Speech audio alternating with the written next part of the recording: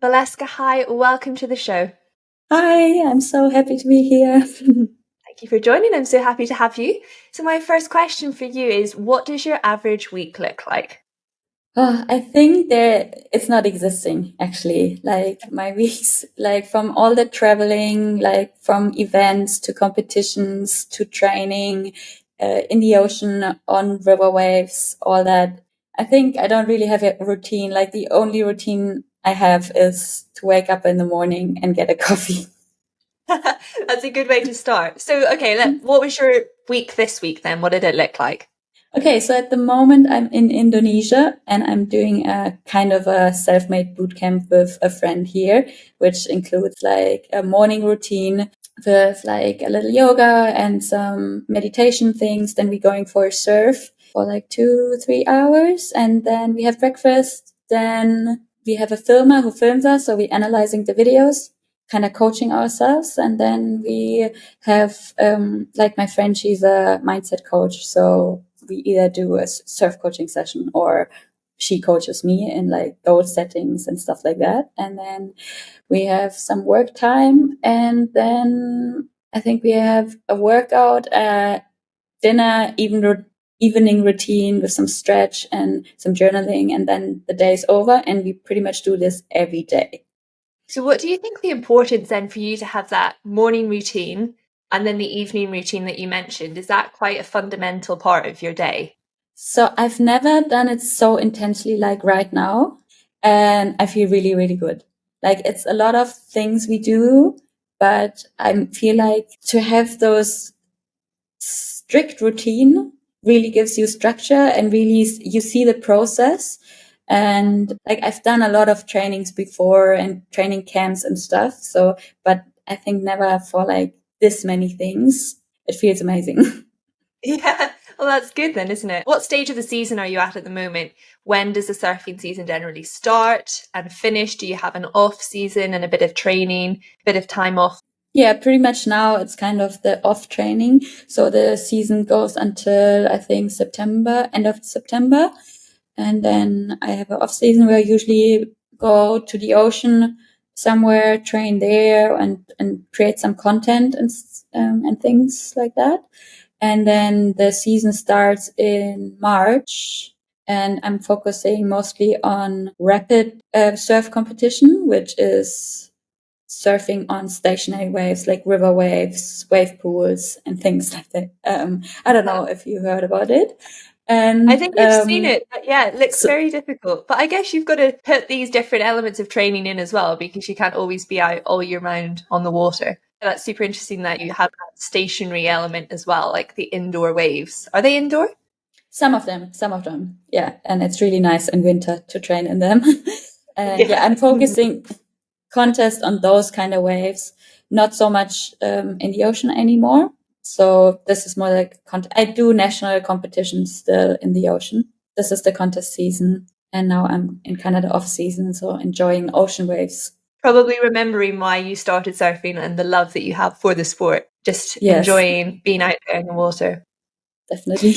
How did you get into the sport of surfing? So after high school, I went for a world trip, like around the world. And one of my last stops actually was Australia. And I always had in my mind, I want to learn to surf, but I never really get a chance. Like my family always went to holiday places where there's no waves. So I was actually in the airplane from New Zealand to Australia and I saw the movie from Bethany Hamilton, like where her arm got bitten off.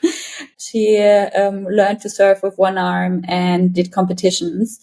And then I saw that movie and I was like, this is what I want to do. I'm not just only want to learn how to surf. I also want to do competitions. And then I was in Australia. I worked a little bit, saved some money, and then I went to a surf camp to do my first surf lesson. Wow, that must have been amazing learning to surf in Australia, where you hear it's like the best place to surf because of all the waves and the weather. Was it amazing? Yes, and it was like the spot where I learned, it was really beginner friendly. So I had a lot of progression in the time I was there because the waves are really easy. When you learn in a spot where the waves are really tricky and not really beginner friendly, then it can take you a lot longer to become better. But because the sport was so good, like I did like a 1 month academy course there, and like after 1 month, everyone was like, "We can't believe you're only surfing for a month." Amazing. So then did you just progress into doing more competitions, and then how did you turn it into a professional career? So yeah, I firstly just wanted to be better and do a few national competitions. I always took some coaching in different spots of the world. I qualified for the German national team. This was also the time where surfing became Olympic discipline. So there was a lot more attention in Germany around surfing, and the people who surf and surf professionally or are in the national team, and they wanted to tell the stories, like companies, like not even companies, they're like in the surf industry. And I was in the national team, and then a German bank contacted me and offered me like a full-time sponsoring, and they want to tell my story. They thought my story was really inspiring because I started surfing so late, and like just before they contacted me, I finished my master degree. So I was like at a point where like, okay, I either have to go now and find a full-time job or I get sponsored. But I that time I didn't really think it was going to happen. And then it was crazy because they found me and I was like, oh my God, I'm a professional surfer there. That's so cool. So when did the dream actually become born in your life that you were like, this is what I want to do. I want to make this into a professional career? Because if you started surfing, it was age 20 you started surfing, Yes. Is that correct? So then Yes. did you immediately think, right, I'm going to make this into a career? Or did you always want to become an athlete? Or did you have a completely different path for life? And then suddenly you were just swept away into this amazing surfing career that you've now built? So I think this dream started when I stood up the first time on a surfboard. But I think I didn't really allow myself to really think about it because I was like, nah, this is not possible. Like, I didn't tell anyone. I sometimes had those thoughts like getting sponsored and maybe I could at least become at the top of of German surfers. Like when I started, surfing was not an Olympic discipline. So it was not really my dream because it was not existing pretty much. But then 2016, when they announced it, I was like, oh my God, this would be so cool. And if I work really hard for it, I can do it because I already know, like so many people keep telling me like, oh my God, you're so good for the short time you're surfing. And like a lot of people also told me like, imagine you started when you were a kid, you would be pro now. And then I was like, maybe not, maybe I can still do it. I don't know. And here you are, and you've done it. Amazing. Yeah. What qualities make a good surfer? I personally am not much of a water baby myself. I can swim if I need to, but it's not very graceful or quick. I'm very much an on land cardio gal. So, thinking about surfing, I can see that skateboarding, swimming, things like snowboarding as well with the movement are quite similar. But what qualities do you think that made you into the surfer that you are? So definitely the love for it, like the passion, because surfing is a really tough sport. Because if you try to fight against the ocean and nature, and there's no chance. Yeah, the ocean sometimes has no mercy, and like just finding the right waves, like standing up on them, like this is so tricky, and you need so much experience and just the sight for it, like to see like which wave is even the right one I can catch, and it can get really frustrating. So either have to have a really high tolerance for frustration, or if the love is big enough, I think this can equal it out. The beauty of surfing is that like once you stand on a wave and you like the board catches momentum of the wave, and like it's a feeling you almost can't describe. It's like it's kind of a little bit of flying, and when the wave is bigger, you feel like a little bit of adrenaline and the speed, and really tricky to describe. And I think this makes people so addicted to the sport.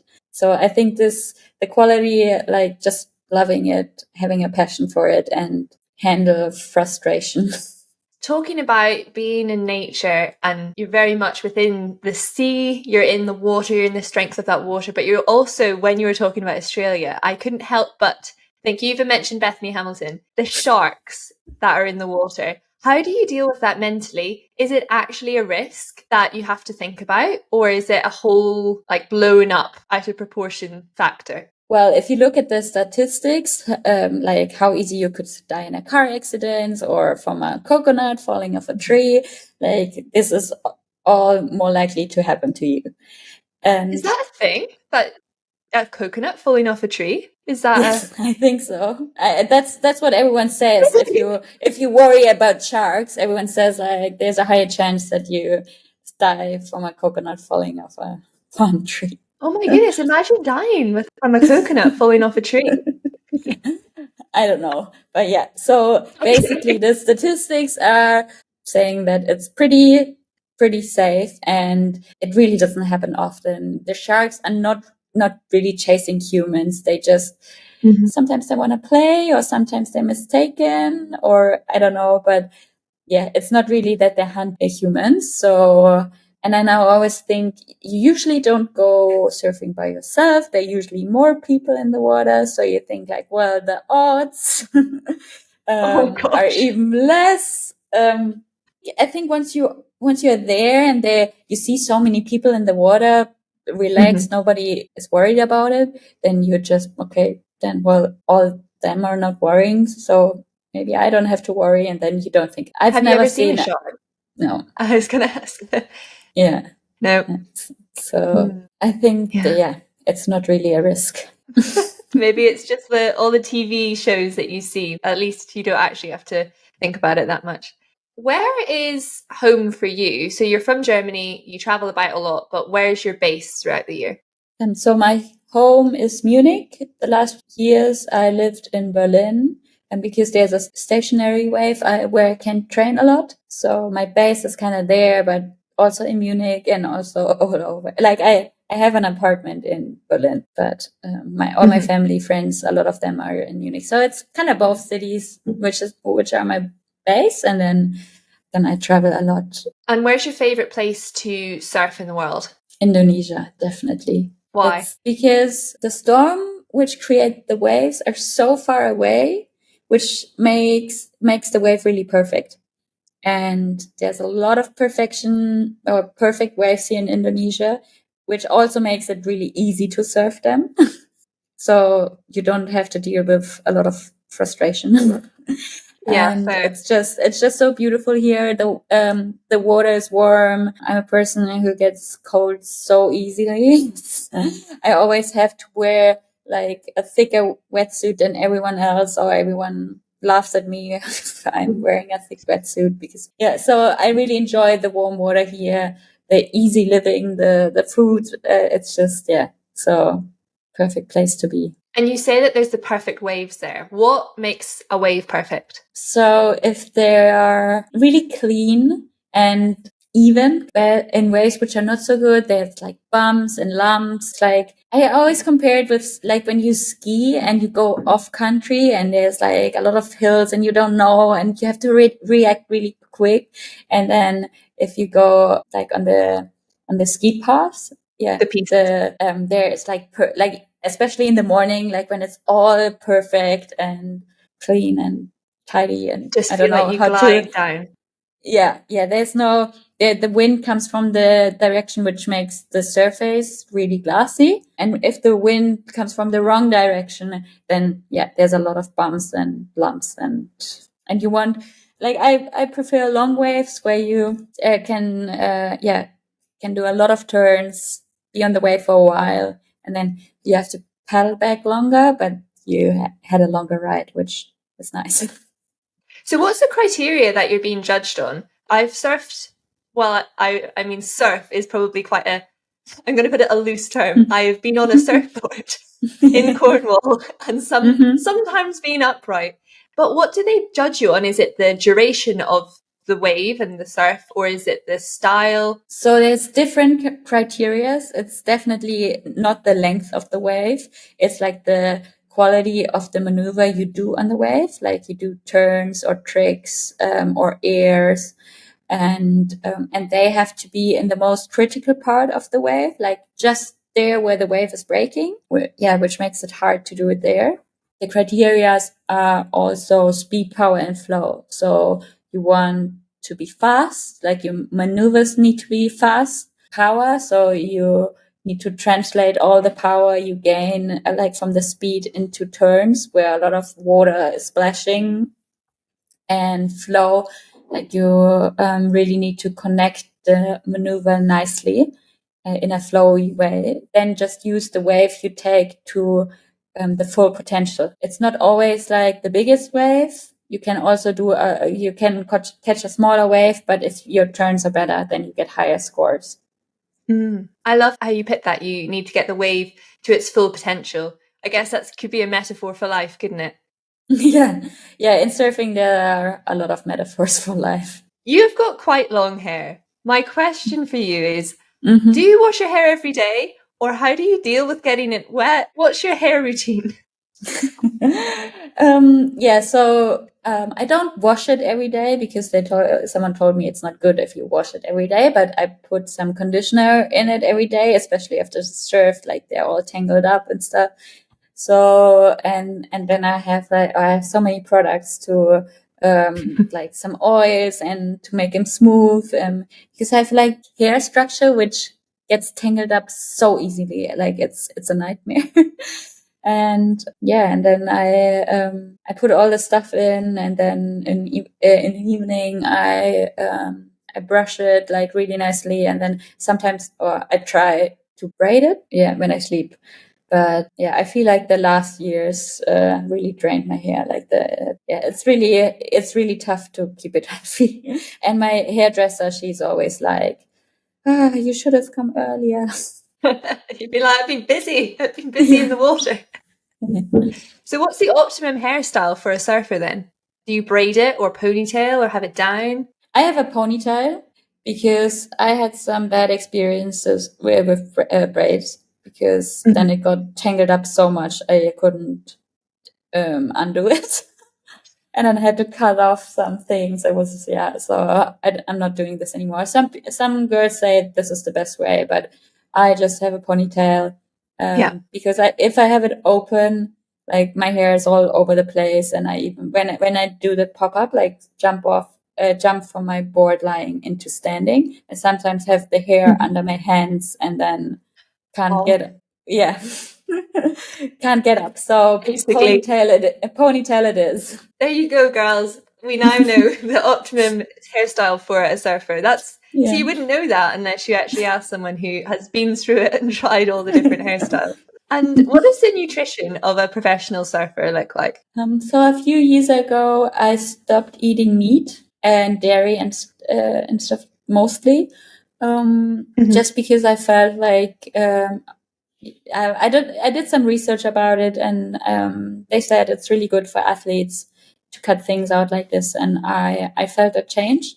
Like I'm not 100% vegan, because I sometimes eat fish or sometimes eat eggs, or I also like Parmesan a lot. So the food groups, I love it. And then I don't know, I pretty much eat what I want, but I think I only want healthy stuff. Like I don't even like chocolate so much or sweets, and I never have cravings from them. But from like when I have a big surf session, I love to eat a full plate of pasta, because I feel like I burn so much energy.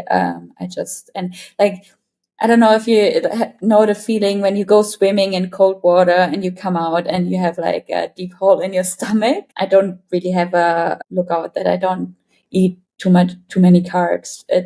I try to eat a lot of vegetables and fruits, and other than that, just what I want, because I tried some restrictions and it didn't work for me, and I stopped the meat because I didn't feel like it anymore. And now I think I don't even like the texture of it anymore. But sometimes I feel like, I want a big steak, and then I eat a big steak. So I guess, it's all about balance, isn't it?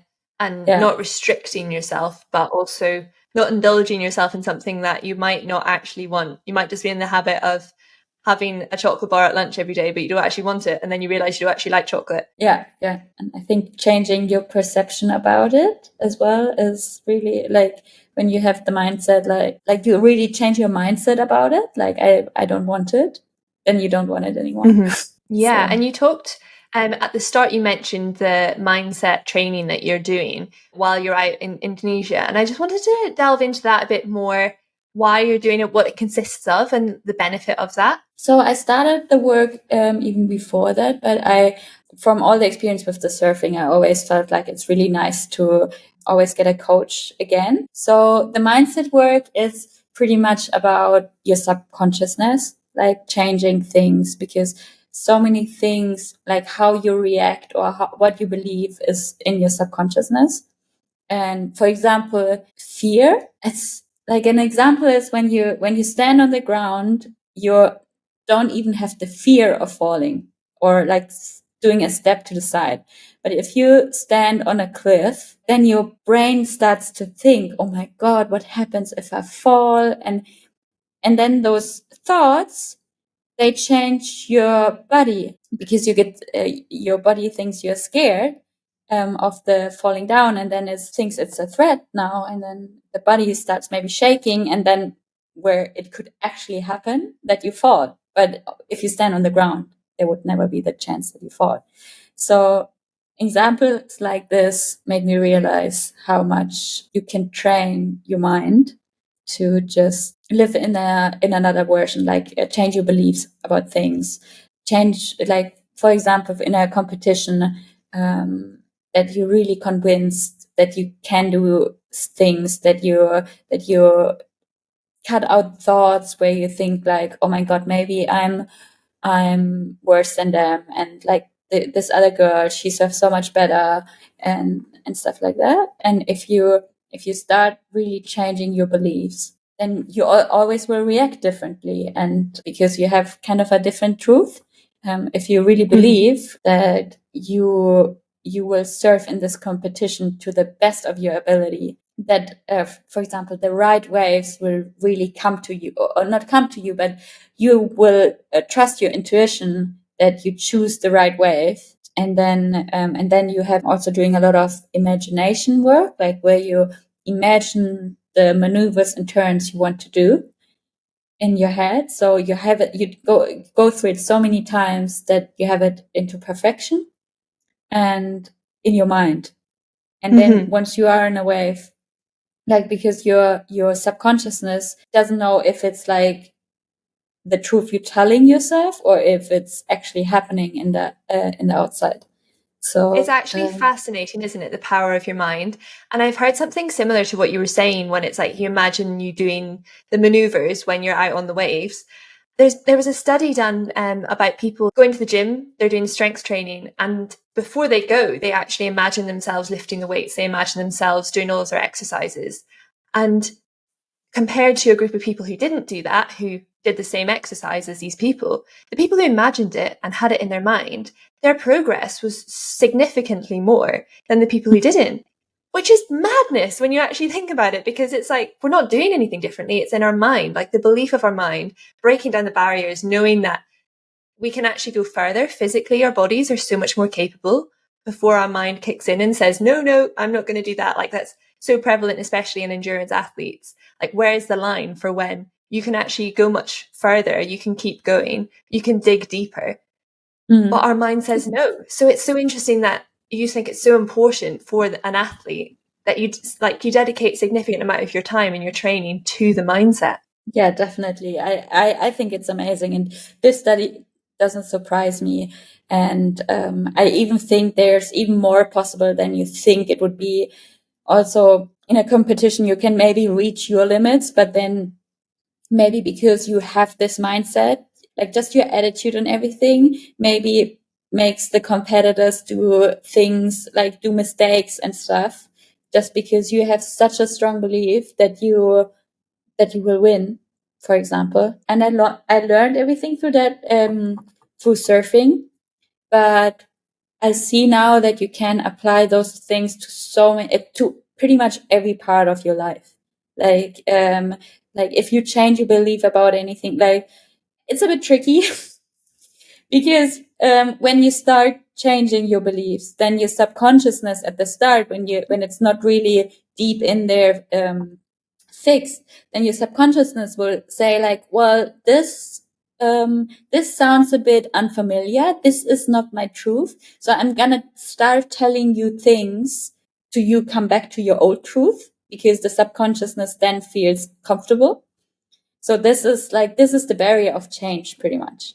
And it's again, all in your head. And this is why so many times when you think like, so I'm going to start this new routine, or I'm going to start this 30-day challenge, or I'm from the 1st of January, I'm going to go to the gym every week. And then after a while it stops. And it's so often it's your subconsciousness which pulls you back. Being aware of it, that this point is usually going to come, will help you. And then there's some tools where you can overcome also those barriers and really change your thoughts and have a new truth. Yeah, absolutely. And there's the baseline of what you believe in your mindset, but then what you were saying is when the doubts come in as well, we need to be resilient and able to deal with those, because we can be quite sure that everything's okay. But then what if something goes wrong and you arrive at your competition and it's 10 minutes before the start and you've forgotten, I don't know, your hair bubble or something? Is that going to completely derail you, that you then can't have it as perfect as your mindset as that you've visualized it? So I guess you've got to be able to deal with these things that don't go as planned, or the doubts that come in, or you appear and your competitor is really strong and you can just tell by the way she's talking, she's really confident. Does that derail you, or does that come from within, that you're like, no, because I know what I've done, what I've trained for, I know what my mindset is, and I know what my beliefs and my truths are? Well, it definitely did before, but as more as I do the work, like the thing is, when you start changing your truth, then you don't even hear those things anymore. Like even like then you see this competitor and you think like, gosh, like she didn't even, like maybe she said the same sentence, but before you heard it in such a different way. You thought like, oh my God, she's so good. And then she says the same thing. And then because you have a new truth, you're like, you have a kind of a resistance to those negative thoughts, and you have your truth. And of course there's things which are not planned, but I think just having like an inner what's it called, that you're really sure that everything will end perfect for you, or like everything like will turn out in the best way for you. If you trust in that, then and really enjoy the process, because all this mindset work also helps you to enjoy the process, because in the end, the results are not always the most important thing. It's when you have like a positive mindset and you go in this competition and you enjoyed it like the whole time so much, or not even the competition, anything else in your life. And because you always have those beliefs, what you're telling yourself, and in the end, maybe you only get second, you may be even more happy than the person who got first. So, and then maybe there's a good reason why you got second. I don't know. So before a competition, do you have your like ritual that you go through, certain stages, what you eat for breakfast? Maybe you'll say, I'm not going to go on my phone and distract myself, or I don't know, certain things that get you in the zone and get you into the right mindset to compete at your best. Not too much actually, because I feel because every competition is in a different location. Sometimes your heat is early, sometimes your heat is late. So if I would be fixed to a routine, then it would be tricky to like. Then I probably would get into a situation where I'm like, oh my God, but like I didn't have breakfast because my heat was first of the morning and I couldn't eat anything, or things like that.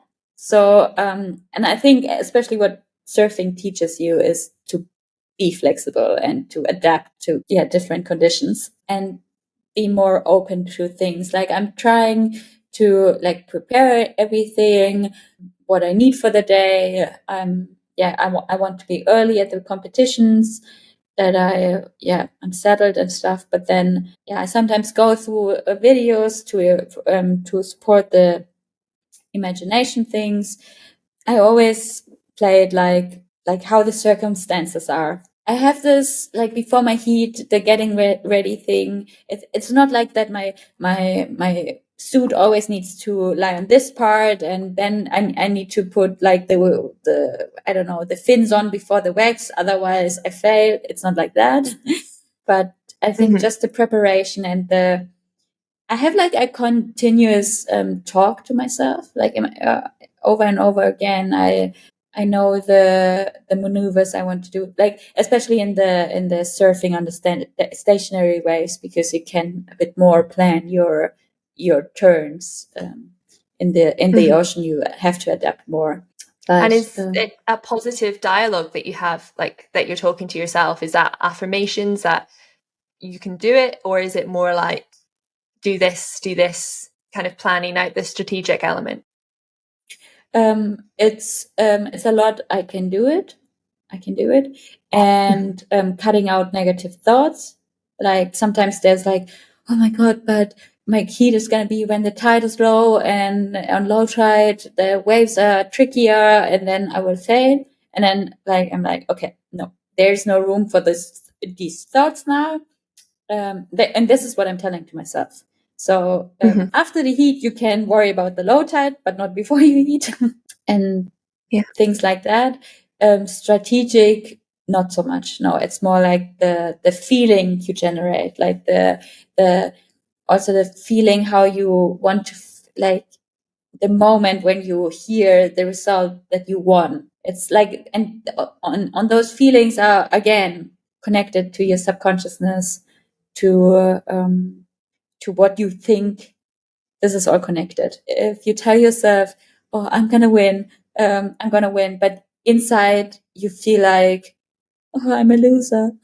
Like I'm so frustrated, I'm so not happy, whatever, then your brain won't be, your subconsciousness, your mind, it won't believe you. So all those things need to be aligned. And so go in the feeling, imagine, how you feel, like even how your body would feel. Like, is it a tingling? Is it, I don't know. So it's so powerful when you actually think about it, and you need to believe it. You can't just say, oh yeah, I'll be fine, I'm going to win. But inside, as you say, if you're filled with doubts that you've not dealt with, then it's not going to help your performance. If you're actually from within going, oh my goodness, I'm not good enough, I'm just inferior, negative self-talk, it can be very damaging. And going back to the mindset work that we talked about initially, you kind of talked about how you visualize as a tool, that you visualize yourself in the competitions and doing the maneuvers. And then you said about the self-talk as well. So you positive, affirming self-talk is super important. What other strategies do you use when you're doing your mindset work throughout, like this week you've been doing it, but then also in the lead up to races? So I'm wondering like what people can apply, like what people can think, okay, I'm actually going to adopt that mindset strategy because that's super helpful and I understand it. How can I apply that to my life? I think one really easy tool is like the mirror work. Like when you maybe have like 4 affirmations, like I'm beautiful, I'm loved, I'm whatever you want, like whatever resonates with you, and you stand in front of a mirror, you put the timer on like 5 minutes, and you say those 4 statements to your left eye, and then you say it to your right eye, and then you alternate all the time for 5 minutes. And do you for find example, that works? when you have to connect it with a feeling. You like don't just say it too quick. I think like if you say I'm beautiful, and then like go in the emotion, how would you feel if you would be beautiful? You know, Like, what's the feeling? You're like, oh my God, I'm Don't beautiful. let the Like, doubts and the negativity yeah, kick yeah. in. Or like, so this is a tool which is like easy to apply in the, I think. And I experienced definitely that it worked. Like I experienced some changes in myself, like how I talk to people, like how I approach people. And I was like, oh my God, I was so surprised about myself when I started doing this work. And yeah, so this is a tool. I think also journaling, when you're like, you have like thoughts about something, some negative thoughts. Oh my God, I have this, I don't know, this competition or this job interview, and it's gonna go wrong because of this and that. That sometimes it helps if that you just write all your thoughts down, because once you have written them down, they kind of feel like, okay, they're kind of out of me. And then write on the other side or on the next page or whatever, like how would love to have it, like a new outcome, like the positive outcome. Like you go to the job interview and you know all the things you want to say, all the answers, like you're really gonna smash it, or like also the competition, whatever it is. And when I did those things, it was like so amazing, the change you felt in yourself. Like the suddenly you were so in the, and you get more creative and you write more things, and then your feeling really changes. And then so then you have this new version, like the new outcome. And just doing that one task can change things. Sometimes things that which are deeper in your mind, they're not so easy to change. But sometimes small things, and when you feel like, oh my God, my head, I'm just thinking about those negative, crazy things. How can I get out of there? Because I feel like I'm in this loop where I think those thoughts over and over again. And I know I just thought about it before, and now I have the same thought again. So this is a tool how you can get out of this. And within surfing, and especially being very elite and professional in sport, because often at the grassroots level, the beginners level, there's a huge focus on community in sport. But at the level that you're at, is it quite lonely? Because surfing's quite an individual sport, as far as I'm aware. Yes, yes, for me, definitely, in the time, especially where I was focused like competition wise on the ocean, because I didn't have an ocean at home. So I had to travel to different countries, train with coaches. Was not really part of the surf community there so much, because I was not there for such a long time. And then with the girls, I think it's sometimes tricky, because we are not that many. And sometimes I feel like with women it's trickier. They I don't know, they sometimes can't leave the things just in the competition. It's also on a personal level, or they get jealous about sponsors, or I found it really hard to have really deep friendships with females there. It's super interesting, the concept of female friendships, because apparently biologically there's a reason for this. So men generally make friends with men a lot easier biologically, because back in the day when the men would have to go out and hunt, they would need to stick together. So they would need to bond quite quickly, trust each other quite quickly, because then they're going to come up against like a boar or a wolf or something that's a predator. So they need to work together as a team and trust each other. Whereas the women were generally historically left to look after the children. And the women would then be wary of each other because they wouldn't necessarily trust each other, which is kind of crazy that biologically women find it a lot harder to have that trust and to bond, because I think most women would attest with female friendships are difficult, and in comparison to male friendships, which seem a lot simpler, like they're just very different. This is a very simplified version of friendships that I'm saying. But Yes. it's super interesting that sport, you can see that quite magnified. Yeah, yeah. I observed it.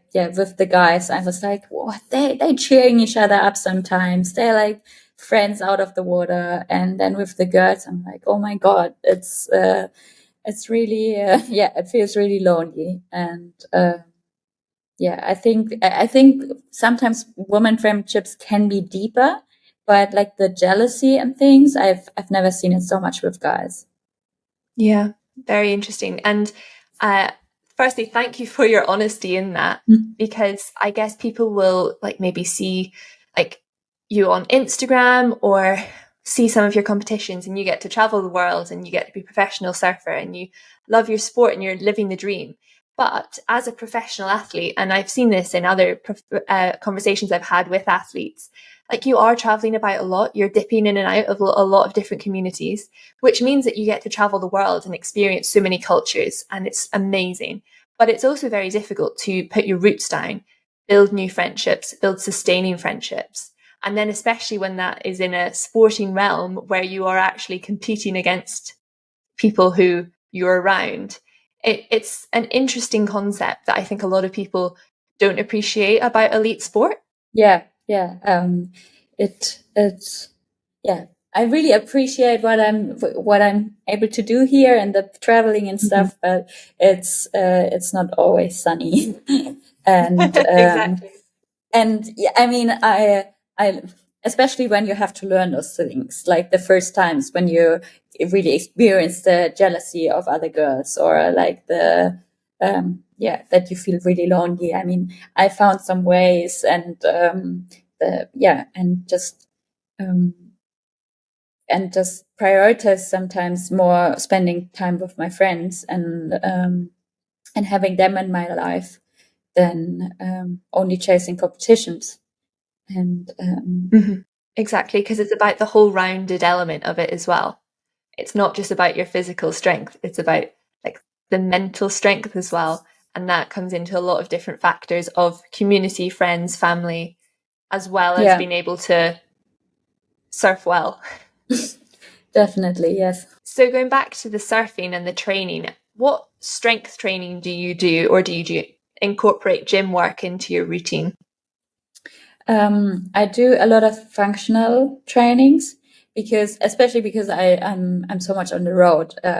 There's not always a chance to, I need to find a new gym or gym membership when you're like only for a short time in a new city or new country. So I do a lot of home workouts with yeah, just my body weight, and high intensity with high heart rate. Yeah, I think this is working for me really well. I am sometimes in the off season, or when I'm a bit longer at home, I go in the gym, but then I find it hard to find the routine, and then yeah, then I rather do those home workouts. And how So often are you on the water? so when I train in Berlin, I almost go every day for a session or two, which is an hour, but with other people sharing. So it's yeah, so I don't know how many waves, 15 waves or something. And yeah, one or two times. Sometimes I get more waves. I don't know. In the ocean, I also always try to surf every day, but with the ocean, it's not so easy to plan. In some spots of the world, you're like looking for waves the whole day, and you drive to so many spots, and in the end, like you haven't surfed because the best spot was the one in the morning, the first stop, and you missed it. So this So is true. also part of surfing. Part of it, yeah, completely. Yeah. And what are your goals as a professional surfer?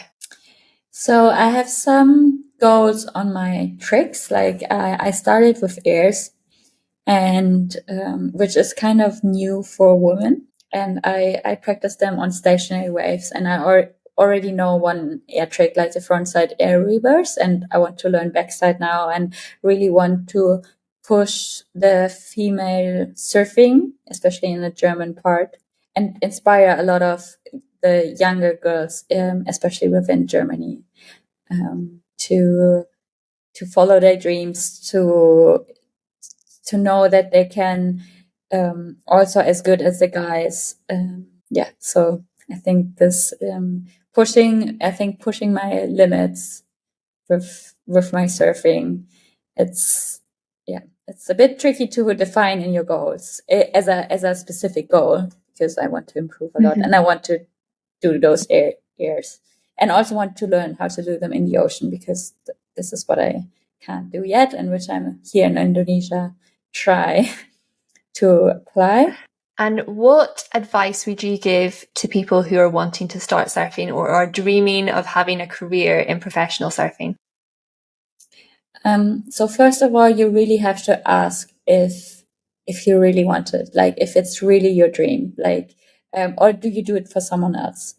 Like, sometimes a parent, sometimes just when I'm winning something, I'm special, and then people like me more. I think this is important, like if someone wants to become a professional, because you really need to love it, because otherwise it's draining. So you really have to have the passion for it, and it needs to be your goal, not from someone else. And and also can scare you a little bit because if a goal doesn't scare you, it's not big enough. So this is an advice I would give. And I love that advice because it's also applicable to basically any dream that anyone could have, if it's surfing or if it's business or arts or creative. It's why are you doing it? Who are you doing it for? And make sure it's a big enough goal that it pushes you out of your comfort zone. Yeah, make sure it's a bit crazy. It's a bit silly. Exactly. Yeah. And what piece of advice would you give to your younger self? I think enjoy it. Just enjoy it. Like, it's all part of your journey. Like, pretty much everything happens for a reason. So it always will turn out good for you. So don't worry too much. Because I know earlier I worried so much about things which were so unnecessary. And of course, this is also, again, the mindset work. And but yeah, I think this I would tell myself. It's so important to look back, isn't it, in hindsight, and think that was not worth worrying about. And I wasted a week, a month of my life worrying about it, when in fact, enjoy the process and enjoy life, because this is our only shot at it. Not to be cheesy, but it's true. When you actually rationalize it like that.